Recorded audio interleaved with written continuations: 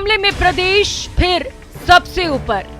आज जो एनसीआरबी के आंकड़े आए हैं उसमें जिस तरीके से 17 बलात्कार प्रतिदिन होते हैं वो राजस्थान की सरकार की कमजोरी और विफलता को अपने आप में साबित करते हैं। एनसीआरबी की दिल दहलाने वाली रिपोर्ट। जो प्रदेश अपने स्वाभिमान के लिए, मान सम्मान के लिए माना जाता था, आज वहां बलात्कार, दुष्कर्म के ऊपर देश के अंदर नंबर 1 बना हुआ है। दुष्कर्म के आंकड़ों पर सरकार की सफाई। फेक केसेस आते हैं, उस वजह से भी बहुत सारे आंकड़े आपको बढ़ा हुआ दिखाई दे रहे हैं। हमारे पास जो भी आंकड़े उसमें मैंने आपको कहा है 47.48 ऑलमोस्ट 48% जो आंकड़े हैं झूठे पाए गए। बीजेपी के राज्यों में आंकड़े छिपाने का खेल। यूपी के अंदर तो हालत ये है कि आपने देखा होगा कि एफआईआर दर्ज ही नहीं करते, लोग चक्कर काटते रहते हैं, उनके मंत्री, उनके विधायक परिवादियों को कुचल देते हैं। यहाँ दर्ज हो रही सबसे ज्यादा एफआईआर। जो आसपास के हमारे राज्य हैं, इनके अंदर क्राइम हो जाता है और वहाँ मजबूरी ये है कि वहाँ सुनी नहीं जाती, रिपोर्टें दर्ज नहीं की जाती। बीजेपी को मिला मौका, सरकार पर किया वार। निरंतर जो है ना महिला अपराध में राजस्थान निरंतर आगे बढ़ गया और टॉप पे चढ़ा जा रहा है। कांग्रेस में कलह, कानून व्यवस्था हुई बेहाल। राजस्थान की सारी बागडोर उन्होंने विधायकों को हाथों सौंप दिए, पूर्ण स्वतंत्र कर दिया है। इसलिए विधायक और अफसर मिलकर काम करते हैं तो वही काम होता है जो विधायक चाहते हैं। रेप पर डराने वाली रिपोर्ट।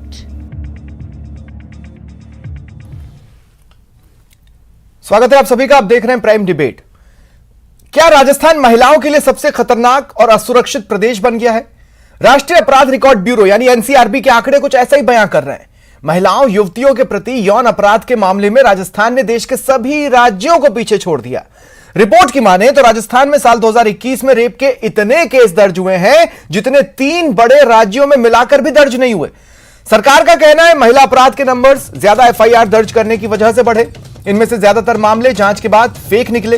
वहीं बीजेपी कमजोर कानून व्यवस्था को लेकर सरकार से सवाल कर रही है।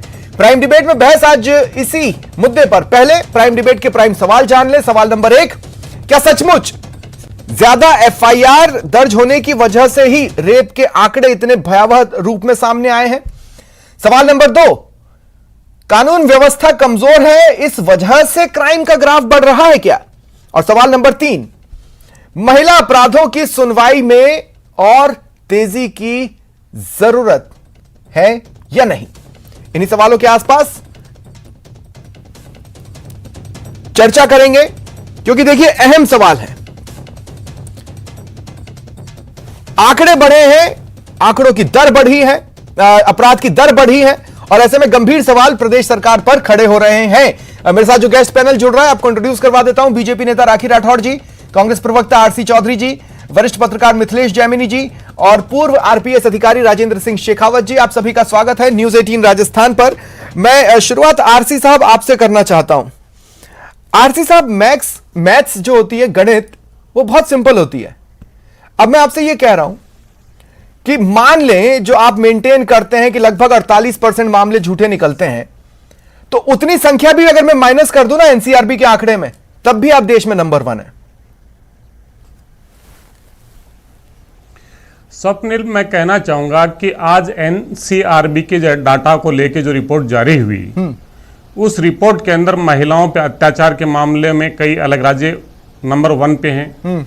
दुष्कर्म पे राजस्थान के आंकड़े दिखाए जा रहे हैं और आपने राजस्थान में दुष्कर्म के आंकड़ों को लेकर टॉपिक चुना, उसके लिए मैं आपका साधुवाद करना चाहता हूं। आपके पास में 2 रास्ते हैं कि दुष्कर्म की जो घटनाएं होती हैं उस घटना के अंदर अपराधी को सजा मिले और पीड़िता को न्याय मिले तो मुकदमे दर्ज करने होंगे और पीड़िता को न्याय दिलानी होगी। दूसरा रास्ता यह हो सकता है कि दुष्कर्म की पीड़िताएं न्याय के लिए दर दर भटकती रहें और आपकी जो पुलिस है वो अपराधियों को संरक्षण करती रहे और आंकड़े कम रहें। कैसा पसंद रहेगा? राजस्थान ऐसी पुलिस है जिसने कांग्रेस की सरकार बनने के बाद में कैंपेन आवाज चलाया और वो कैंपेन आवाज क्या था सुन लीजिए, आप अवसर दीजिए अगर 10 मिनट का दें। कैंपेन आवाज चलाया और उसमें कहा कि जिस भी महिला के साथ में, बालिका के साथ में दुष्कर्म हुआ है वो थाने पे पहुंचे, FIR दर्ज करना आवश्यक किया, जरूरी किया, और हमारी बहनों के साथ में ऐसा दुष्कर्म करने वाले दरिंदों को ठीक है हमने 7 दिन के अंदर फांसी की सजा तक सवाल भी पहुंचाया। साथ साथ लेते रहे, सवाल भी साथ साथ आप लेते रहे। देखिए मैंने आपसे क्या कहा, मान लीजिए 48% मामले झूठे हैं, जैसा कि आपके पुलिस के आला अधिकारी ने मीडिया को बुलाकर यह कहा था। मैं उन 48% को भी हटा देता हूं, लेकिन अगर उसी 48% पर मैं चिपकूं ना, तो उन 48% झूठे मामलों में से कितनों पर काउंटर FIR दर्ज करके आपने उनको जेल में डाला ताकि ये आंकड़े इतने ना आते? ये भी तो आप नहीं कर रहे हैं, यहां पर भी तो आप फिसड्डी हैं। मैं ये कहना चाहूंगा स्वप्निल जी कि आप आंकड़ों की चर्चा कीजिए, अगर वो आंकड़े घटा दें या जोड़ दें या उससे भी ज्यादा हो, मेरी सोच है, कांग्रेस पार्टी की सोच है ये कि एक भी दरिंदा नहीं बचनी चाहिए। आंकड़ों के भय से एक भी दरिंदा नहीं बचना चाहिए। अरे भाई तो क्या ये राजस्थान की सरकार है, सकती? सुन लीजिए स्वप्निल जी, चीजें बेहतर की ओर जा सकती थी ना सर। जो आपके इस प्रोसेस की वजह से एक्साइटेड होकर झूठे मामले दर्ज करा रहे हैं, उनको भी सजा होने लगी तो सच में पीड़ित ही सामने आएंगे, आपकी किरकिरी नहीं होगी, आपकी थू नहीं होगी। मैं ये कहना चाहूंगा कि राजस्थान पुलिस ने ये आदेश जारी किया 182/211 के तहत, जहां पे मुकदमा झूठा पाया जाता है उस पर कार्रवाई हो, ये जारी किया। लेकिन जो बार बार आंकड़ों की चर्चा करके जो लोग ये कहते हैं कि राजस्थान दुष्कर्म में नंबर 1, जो इस राजस्थान को दुष्कर्म का प्रदेश बना रहे हैं, उनकी मंशा क्या है? उनकी मंशा यह है कि दरिंदे जिस प्रकार से कठुआ में 8 साल की बालिका के साथ में गैंगरेप होता है और ऐसी आवाज मुखर करने वाले उनके साथ में तिरंगा यात्रा लेके चलते हैं। आप भूल गए हाथरस के अंदर घटना क्या होती है? ठीक है, वहां पे आधी रात आपको जो सवाल उठा रहे हैं उन्हीं से बातचीत कर लेते हैं। आप पर जो सवाल उठा रहे हैं उन्हीं से बातचीत कर लेते हैं। राखी राठौर जी, मैं आपके पास आ रहा हूं। देखिए, रेप हो या किसी भी तरह का अपराध अगर महिलाओं के साथ हुआ है तो निंदनीय है और उसकी जितनी निंदा की जाए कम है। अब देखिए, 2 बातें हैं। महिलाओं के खिलाफ सबसे अधिक आपराधिक मामले कहां आए? यूपी में। और गुजरात का जो ताजा घटनाक्रम रहा है उस पर तो मैं जाना भी नहीं चाहता। क्या इन दोनों के बाद इस डिबेट में बीजेपी को अपनी बात रखनी चाहिए? देखिए, निश्चित तौर पे लगातार 3 साल से जब राजस्थान रेप में नंबर 1 आ रहा है और इसी तरह की बात आप चाहे तीनों डिबेट्स उठा के देख लें, इनके प्रतिनिधि इसी बात का हवाला देते हैं लेकिन एक्शन कुछ नहीं करते। सोच की जरूरत नहीं, अब एक्ट करने की जरूरत है। आपने कहा कि महिलाओं के खिलाफ अपराध में सबसे ऊपर यूपी है। मैं बताना चाहूंगी यूपी में 56,000 केस है, राजस्थान में 40,000 केस है।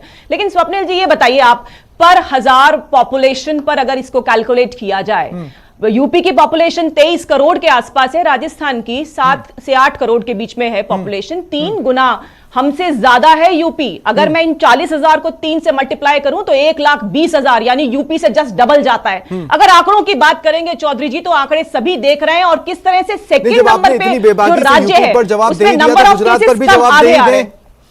देखिए, सुप्रीम कोर्ट ने संज्ञान लिया है उसका। मुझे लगता है जो चीजें सब जुडिस है उसके बारे में चर्चा नहीं करनी चाहिए और कोर्ट पे विश्वास रखते हुए हमें देखना चाहिए किन नियमों के साथ में ये काम हुआ है। और जहां तक राजस्थान की बात है स्वप्निल जी, बहुत अलार्मिंग पोजीशन है आज। आज राजस्थान के अंदर आज का केस बताओ, एक मिनट रुकिए आप। आज का केस सुनिए आप। जो ओलंपिक खेल की हम बात करते हैं, भीलवाड़ा के रायपुर जिले के अंदर जब एक लड़की जाती है सरकारी शिक्षक के पास में उस किट को लेने के लिए, खेल के किट को लेने कर, तो कमरे में बंद करके उसके साथ रेप किया जाता है। आप देखिए, भय नहीं है। अगर FIR दर्ज हो रही है ज्यादा, यानी ज्यादा लोग पकड़े जा रहे हैं, इसका मतलब भय होना चाहिए आपके एक्शन से। अब अगर आंकड़ों पर नहीं है तो राखी जी एक सवाल और ले लें प्लीज।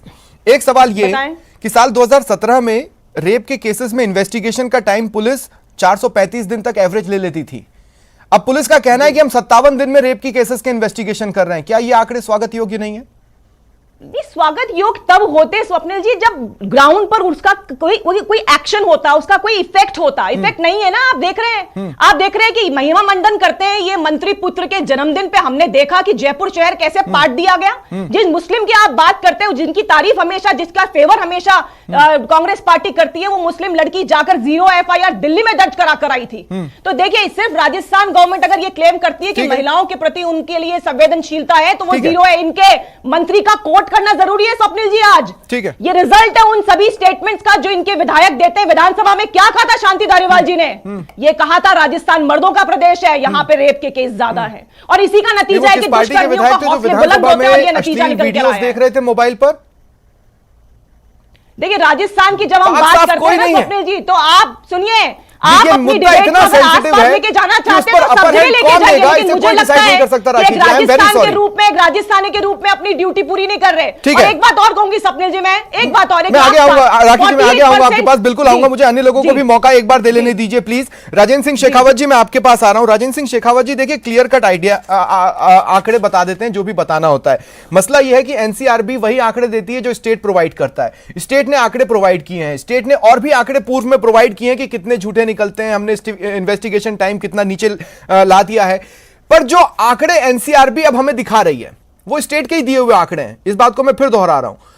वो क्या पिक्चर ड्रॉ कर रही है आपके हिसाब से? स्वप्निल जी, ये बहुत ही भयावह स्थिति है कि इस तरह से दुष्कर्म के केसेस में राजस्थान बहुत शांत प्रदेश माना जाता था। कानून व्यवस्था के मामले में भी स्थिति नियंत्रण में मानी जाती थी, परंतु इस तरह के जो आंकड़े एनसीआरबी ने आज जारी किए हैं, ये राजस्थान की जनता को उद्वेलित करने वाले हैं। निश्चित रूप से अब हमारा समय आ गया कि हम हमारे क्रिमिनल जस्टिस सिस्टम है उसके ऊपर विचार करें, उसकी समीक्षा करें, क्योंकि जो पुलिस का इन्वेस्टिगेशन करने का तरीका है, क्योंकि जब तक अपराधियों को सजा नहीं मिलेगी, कड़ी सजा नहीं मिलेगी, तब तक ये समाज में भय पैदा नहीं होगा। और जब तक भय पैदा नहीं होगा, इस तरह के अपराध है वो रुकेंगे। ऐलान हो चुके हैं, यहाँ पर फैसला हो चुका है, हो चुके, परंतु वो ग्राउंड लेवल पे किसी को आज तक मिली नहीं ना। अगर मैं समझता हूँ कि अगर हमारे 33 जिले हैं, अगर वहाँ पे एक एक केस को ऐसा देखा जाए, केस ऑफिसर स्कीम में उसको लिया जाए और उसमें सजा मिले कड़ी सी कड़ी, जिसका जिक्र आप कर रहे हैं फांसी की, तो उसका एक असर होगा।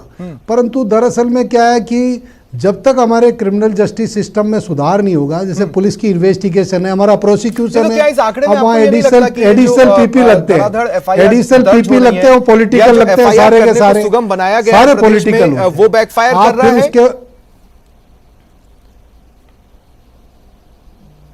आवाज नहीं आ रही है राजेंद्र जी, मैं ये कह रहा हूं कि जो प्रदेश सरकार कह रही है कि हमने एफआईआर करना अब इजी बना दिया है, सुगम बना दिया है, किसी भी हालत में ऐसा हो नहीं सकता कि कोई पहुंचे और वो एफआईआर दर्ज ना करवा सके, क्या इसका भी कोई रोल है?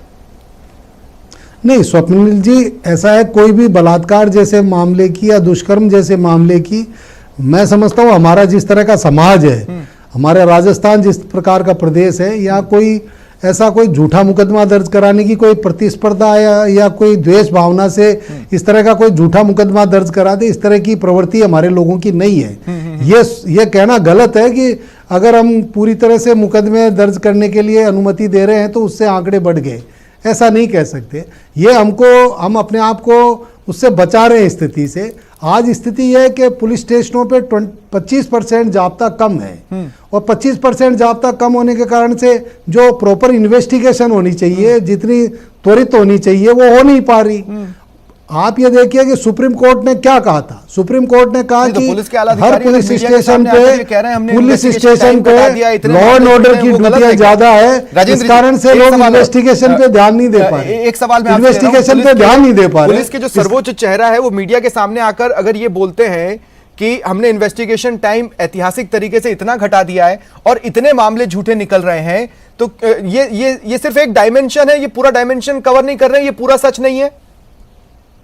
नहीं स्वप्निल जी, 57 दिन भी बहुत ज्यादा हैं। आप ये देखिए, रेप जैसे केस के अंदर अगर 57 दिन लगते हैं तो इसमें और कमी लाने की जरूरत है और उसमें सजाएं मिलनी चाहिए। ठीक है, सबसे बड़ी बात यह है कि उसमें सजाएं मिले। परंतु अभी क्या हो रहा है, एक तो हमारा पॉलिटिकल सिस्टम कैसा हो गया कि कोई भी एमएलए है, वो अगर किसी क्षेत्र में है तो वहां वो अपनी जातिगत अधिकारियों को ले जाना पसंद करता है। तो उसका इफेक्ट क्या होता है सोसाइटी में, जो उनकी जातिगत लोग होते हैं वो लोग अगर उस एरिया में जाके क्राइम करते हैं तो वो उसको कुछ ज्यादा कह नहीं सकते। ये धीरे धीरे जो आपका डिजायर सिस्टम भी आपके पास आऊंगा। मिथिलेश जैमिनी जी, मैं आपके पास आ रहा हूं। मिथिलेश जैमिनी जी, मैं लाइन ऑर्डर डिस्टर्ब हो गया, साथ आ रहा हूं। राजेंद्र जी, मैं आऊंगा आपके पास आगे। मिथिलेश जी, मैं आपके पास आऊंगा। 6000 से ज्यादा की संख्या, ये 6000 पीड़ित बता रही है या 6000 केस बता रही है? इस बहस में तो जाना ही नहीं चाहिए भाई। मामले दर्ज हुए तो सच्चाई पता लगाना आपका काम है। आप उसे समय पर सॉल्व करके इस आंकड़े को ठीक ठाक उस पर ला सकते थे। कौन नहीं लाया, क्यों नहीं लाए, किसने रोका था? देखिए स्वप्निल जी, जो सच्ची बात है वो ये है कि राजस्थान सरकार जो दलित आयोग है, एससी आयोग है, उसको संवैधानिक दर्जा देने की प्रयास कर रही है और इस नए विधानसभा के सत्र में लाने की तैयारी कर रही है। तो आपने महिला आयोग, जबकि राजस्थान पिछले 3 साल से है, उसको संवैधानिक दर्जा क्यों नहीं दिया जा रहा? क्यों राजस्थान में डिस्ट्रिक्ट लेवल पर ऐसी यूनिट नहीं खोली गई? दूसरा, इस समय केजरीवाल जी ने अपने जितनी भी स्कूल है उनमें क्लिनिकल साइकोलॉजिस्ट अपॉइंट किए, यानी बच्चे को, राजस्थान के बच्चे को बैड टच और गुड टच का पता नहीं है, उसको बताने के लिए सेमिनार करनी पड़ती है। तीसरी एक इंपॉर्टेंट चीज है कि हमारे करिकुलम में आज तक शामिल नहीं किया गया है, कि उसको क्यों नहीं शामिल किया गया कि कैसे आपको रहना है, वो रहना है। तीसरी जो इंपॉर्टेंट है कि अगर पॉलिटिकल सिनेरियो डिस्टर्ब हो गया है, जो मुख्यमंत्री अशोक गहलोत जी ने कहा कि राजस्थान में रेपिस्ट को फांसी देने की सजा के बाद में जो पीड़िता है उसकी हत्याएं बढ़ गई है, उसको लगता है कि वो बयान देगा तो मेरे को फांसी हो जाएगी, एक ये बयान। दूसरा, भयंकर बेरोजगारी और नहीं सर, सॉरी मिथिलेश जी, दरअसल सीएम गहलोत ने जो बोला था मैं उस चीज को रखना चाह रहा था। उन्होंने कहा था कि रेपिस्ट को लगता है लड़की गवाह बन जाएगी इसलिए पीड़ित को मार डालते हैं। बिल्कुल, वो गवाह बन जाएगी तो इसीलिए उसकी हत्याएं बढ़ रही है। लेकिन आंकड़े इसको साबित नहीं कर पाए। पॉइंट में कुछ परसेंटेज निकला था जी। देखिए, उसमें जो आंकड़े हैं उसका एक मेजर रीजन है कि हमारे यहाँ राजनेताओं की राजनीतिक इच्छा नहीं है, राजनीतिक इच्छा शक्ति में कमजोर है। और उसका मेजर रीजन है कि हमारे राजस्थान में जो एक राजनीति में जो चल रहा उथल पुथल, जब से बनी है सरकार तब से हर विधायक अपने आप को पावरफुल समझने लग गया। आप देखिए जोरीलाल मीणा वाला मामला, उसके बेटे का मामला, जोरीलाल मीणा के बेटे का मामला, उसमें क्या हुआ? ऐसे तमाम जो चीजें हैं वो राजस्थान की जनता को चुभती है। और अब आम आदमी को कहीं ना कहीं ये सोचने के लिए मजबूर होना पड़ रहा है कि हम कानून व्यवस्था को कैसे सुधारें। और बीजेपी इसका पॉलिटिकल माइलेज लेना चाहती है, क्योंकि बीजेपी को लगता है हम यूपी में लॉ एंड ऑर्डर के सिचुएशन पर रिपीट हुए हैं। अब राजस्थान में जो इंपॉर्टेंट चीज है कि आपने जिन अधिकारियों को लगा रखा है उनको क्यों आप क्रॉस चेक नहीं करते? एसएचओ किस बेस पे लगाए जाते हैं? एडिशनल एसपी किसकी डिजायर पे लगाए जाते हैं? अभी राजेंद्र जी ने बहुत अच्छा क्वेश्चन रेज किया कि आज बिना एमएलए की डिजायर के एक बाबू का ट्रांसफर नहीं हो रहा, तो पूरी तरह आपने सत्ता किसको दे दी? आपने आज तक स्थानांतरण नीति नहीं बनाई, पुलिस में 8 घंटे ड्यूटी का नहीं बनाया, जो ये तमाम चीजें हैं जो अधिकारी हैं। अच्छा, एक बात और है, देखिए एक बात और है जो मैं यहां पर लाना चाहता हूं। मैं आरसी जी आपके पास दोबारा आ रहा हूं और देखिए मैं लाना क्या चाहता हूं, ये 2021 ये वो साल है जब जन अनुशासन पखवाड़ा आपने मनाया, आपने एक ब्रीफ पीरियड के लिए कर्फ्यू भी लगाया और आपने जगह जगह पर पुलिसकर्मी भी तैनात किए, और इन सबके बीच ये आंकड़े आते रहे। इन सबके बीच आप समझ रहे हैं मामले की गंभीरता को? आप बोलने का मुझे देंगे सर, मैं निश्चित रूप से जवाब दूंगा, आपके प्रश्नों का जवाब दूंगा। सबसे पहले तो मैं ये कहना चाहूंगा कि आपने जो पुलिस अधिकारी को यहाँ पे बैठाया है और उन्होंने जो वक्तव्य दिया, वो पुलिस अधिकारी जानते हैं कि राजस्थान पुलिस के अगर वेबसाइट पे जाएंगे तो औसत जो समय है उसका पता चल जाएगा। 2017 में ये 435 दिन होता था जांच का समय, और आज घट के 2022 में वो 57 डे का है। तो ये क्या भारतीय जनता पार्टी के मॉडल को आदर्श मानते हैं कि 437 दिन लगना चाहिए था ताकि दुश्मन पीड़िता वहां पे ये झटकती? एक चीज सुन लीजिए, आपने मुझे बोलने का अवसर दीजिएगा, ठीक है ना? दूसरा आपने जो पत्रकार बैठाए और पत्रकार ने कहा कि ये ऐसा मॉडल बताते देश के अंदर किसी भी भारतीय जनता पार्टी के शासित या किसी अन्य राज्य के जो मॉडल बताते कि वहां का ये मॉडल है। ये सिर्फ जो झूठा कोसने का जो काम करते हैं। और बैठ के आधार पर मैं न्यूज 18 के दर्शकों से निवेदन करना चाहूंगा कि आप अपने मानस और चित्त पटल को खोल के रखिए, क्योंकि यहाँ पे किस प्रकार से जो चीजें होती हैं वो आपको देखना पड़ेगा। मैं कहना चाहता हूं कि पॉक्सो एक्ट कौन लेके आया था? पॉक्सो एक्ट कौन लेके आया था? यूपीए की सरकार में पॉक्सो एक्ट यूपीए की सरकार लेके आई थी 2013 के अंदर। भारतीय जनता पार्टी की सरकार बनी, कौन लेकर आया था? सुन लीजिए, पहले मेरे को अवसर दीजिए बोलने का, आपके तमाम प्रश्नों का जवाब दूंगा। मुझे कटघरे में खड़ा कीजिए स्वप्निल जी, अवसर दीजिए। मैं कटघरे में खड़ा हूं, मैं सत्तारूढ़ दल का प्रवक्ता हूं, अवसर दीजिए मुझे। ठीक है, चलिए ठीक है, आप अपनी बात बोले फिर एक सवाल लीजिएगा, बोले। सुन लीजिए, हाँ, यूपीए पॉक्सो एक्ट लेके आई, पॉक्सो कोर्ट की स्थापना करनी थी। भारतीय जनता पार्टी की सरकार थी राजस्थान के अंदर 2013 से लेकर 18 तक। भारतीय जनता पार्टी के शासन में एक पॉक्सो कोर्ट की स्थापना नहीं हुई। राजस्थान में कांग्रेस की सरकार बनी, 57 पॉक्सो कोर्ट बनाए। ठीक है, 7 दिन के अंदर हमने फांसी के फंदे तक लेके गई राजस्थान पुलिस। हमने ये समय घटाया, ठीक है, हमने एफआईआर की निर्वाहता की। मैं पूछना चाहता हूं, मी टू कैंपेन चला था, मी टू कैंपेन चला था, केंद्र सरकार के मंत्री को इस्तीफा देना पड़ा था। अब आप मेरी बात सुनिए, अब आप मेरी बात सुनिए प्लीज आरसी साहब, मैंने आपका साथ दिया, अब आप मेरा साथ दें। पॉक्सो एक्ट आप लेकर आए, जी, क्यों और कब लेकर आए थे, वो घटनाक्रम याद है? उस समय कानून व्यवस्था किसकी निर्भया जिम्मेदारी कांड थी? हुआ था। क्या वो निर्भया घटनाक्रम कांड याद हुआ है? था। दूसरी बात सुनिए अब आप। बिल्कुल याद है। नहीं 2 मिनट रुकिए ना, अब आप मेरी बात भी पूरी सुनी ले। आप जी, लोग जी, अपने जी, अंदरूनी हाँ, झगड़े में बिजी थे और इसलिए महिला आयोग जैसे एक महत्वपूर्ण आयोग में अध्यक्ष नहीं बैठ पाया। यह आपकी सेंसिटिविटी थी महिलाओं के लिए, पीड़ितों के लिए, जिनको काम करना था, वो कुर्सी खाली पड़ी थी वहां पर। हो गया प्रश्न, जवाब दूं? हाँ बोलिए। जवाब दूं? हाँ। आप तुलनात्मक रूप से दिखाइए, निश्चित रूप से उसमें लेट हुई होगी, निश्चित रूप से उसमें लेट हुई होगी। मैं कभी भी इस पाप का भागीदार नहीं बनना चाहूंगा, लेकिन क्या पूरे हर राज्य के अंदर उसी तत्परता से हो जाता है कि कहीं पे कोई समय नहीं रहा होगा? हमने नियुक्ति की और आज वहां पे महिला आयोग की चेयरमैन है, तमाम मामलों के अंदर वो बेबाकी से बोलती है। दूसरा मैं कहना चाहूंगा कि बेटी बचाओ बेटी पढ़ाओ का आपने अभियान चलाया, बेटी बचाओ 79% फंड मोदी जी की फोटो में खर्च कर दिया। कितना? ये मेरी खबर नहीं है, 79%। ऐसे बेटी बचाएं, किससे बेटी बचाएं? ठीक है, बेटी जब हम बचा रहे हैं और मैं भारतीय जनता पार्टी के नेताओं से सीधा चैलेंज करके पूछता हूं, दुष्कर्मियों के साथ में तिरंगा यात्रा निकाले थे कठुआ के अंदर, उन्नाव की घटना भूल गए, हाथरस की घटना भूल गए, ठीक है, तो इसका जवाब राखी जी देंगी ना, राखी जी जवाब दीजिए। चला दिया जाता है, ये मॉडल है।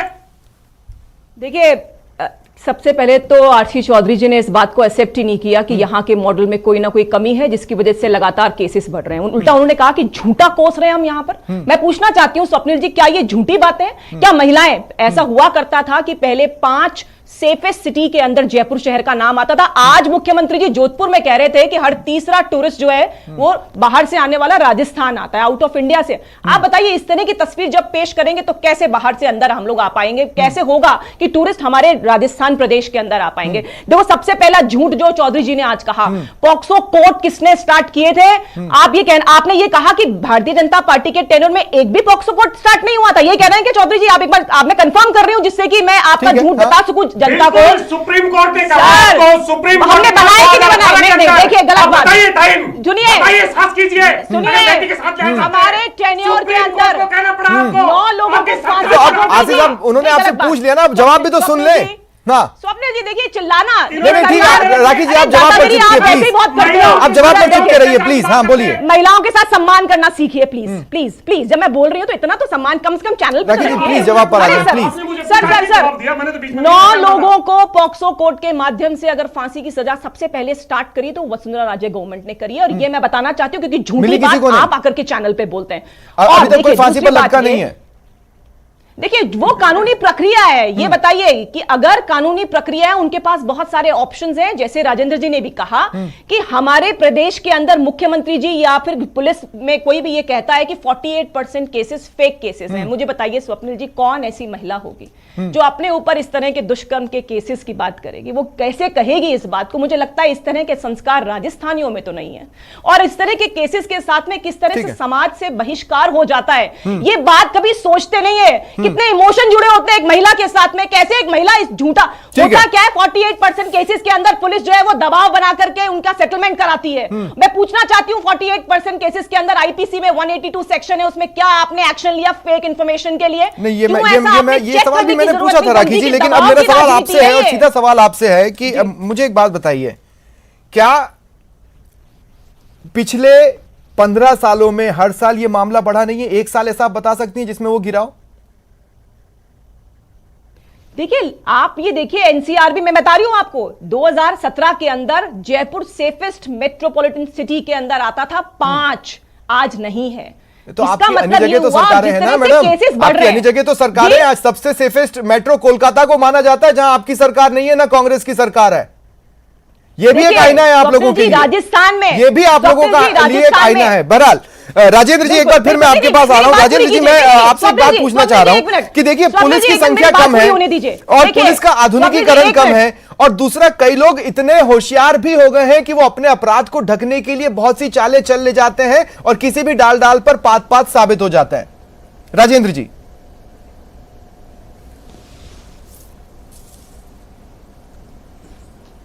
आई थिंक उन तक आवाज नहीं पहुंच रही। स्वप्निल जी, मैं आपको एक बात बताना चाहती हूँ, नेशनल एवरेज से ऊपर है राजस्थान। तो राजेंद्र जी, मुझे सुन पा रहे हैं आप?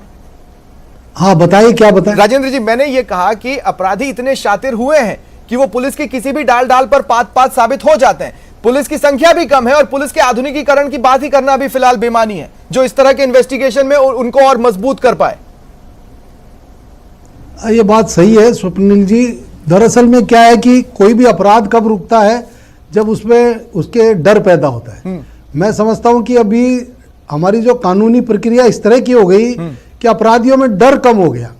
जो एक राज का इकबाल होता है, पुलिस का एक इकबाल होता है, जो एरिया में जो अधिकारी लगे हुए होते हैं उनका जो इकबाल होता है, उनकी इंटीग्रिटी होती है, उनकी एक पर्सनैलिटी होती है, व्यक्तित्व होता है, उससे अपराधी में डर पैदा होता है। परंतु जब से पुलिस का राजनीतिकरण हुआ है तब से जो भी पोस्टिंगें हो रही है, आप ये देखिए कई लोग भ्रष्टाचार में पकड़े गए, रेड हैंडेड पकड़े गए, जिनके ऊपर बड़े बड़े करप्शन के केसेस लगे, उन लोगों को भी फील्ड की पोस्टिंग दी।